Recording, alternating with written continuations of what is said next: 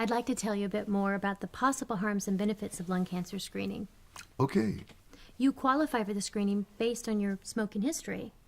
I know we talked earlier about quitting smoking, and I respect that you're not ready for that right now. So let's talk about the pros and cons of lung cancer screening with a lung CT. Is that okay? Sure. Okay.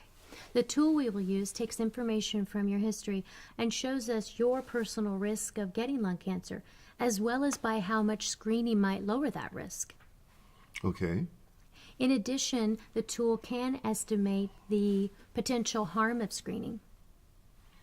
Do you mean radiation from the test? There is a small amount of radiation from the test, but there are other risks to review. But before we go any further, if we were to do screening and cancer was found, would you be willing to consider surgery if recommended? I guess I would be willing to consider it. Okay. So based on your risk factors, your risk of getting cancer in the next 6 years is 8%. Okay.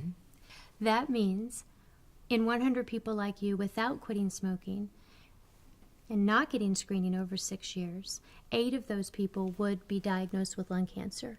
That's the 8% risk.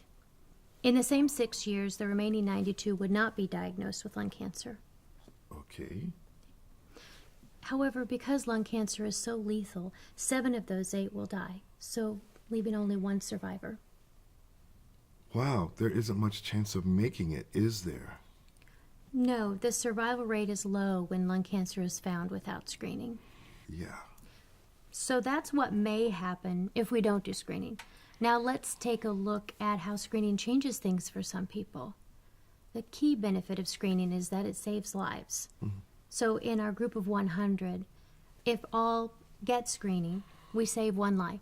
So 6 die instead of 7. So if 100 people get CT scans each year, that's hundreds of CT scans to save 1 life. Yes, that's true. And the benefit to that person is very big. Oh, that makes sense. So what's the downside of screening? There are 2 categories of harms that you should know about. The first is a false alarm. This happens when a CT scan shows an abnormality that could be cancer, but is found not to be cancer after extra testing.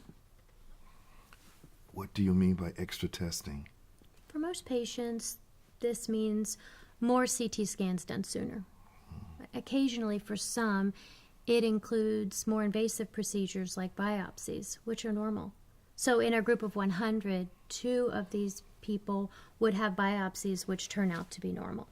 That makes sense. So I may be afraid that I really have cancer, but I ultimately find out that I don't have it. That's exactly right. All of the screening tests have this issue. Because we want to catch all of the cancers, these tests are very sensitive, and they find other abnormalities that turn out to be okay. That makes sense. So what's the second category of harms? To understand the second category of harm, it's helpful to think of the whole group instead of just one patient. First, know that with no screening, there are some additional cancers that exist in our group that would never be discovered. Really? Maybe the body kept that cancer in check, or possibly the patient died of something else before it was noticed, or maybe that cancer was just very slow growing. In any case, it would never have become a problem. So I could have cancer, but it would never bother me? Yes, that's possible. However, with sensitive CT screening, these cancers are also found. And once found, they're treated along with the others.